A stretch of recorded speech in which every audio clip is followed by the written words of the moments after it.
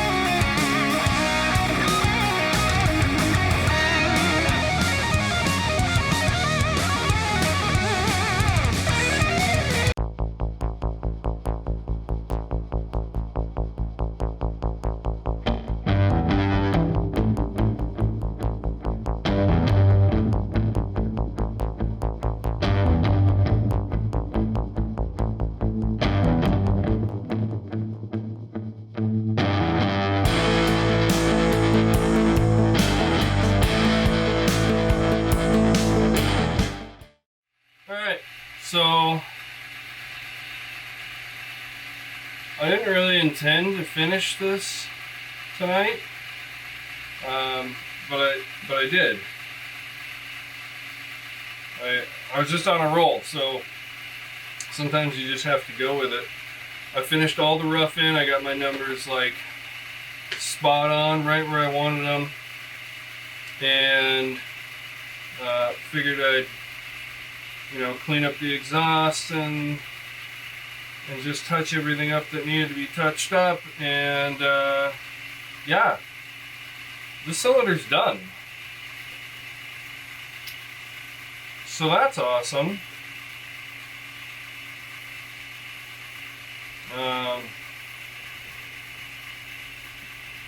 I think I'm going to take it inside and wash it real good multiple times. You don't want a speck of that aluminum, any of those aluminum shavings inside of your engine. Go figure. Probably let it dry overnight and see if we can put together a saw tomorrow. We'll see.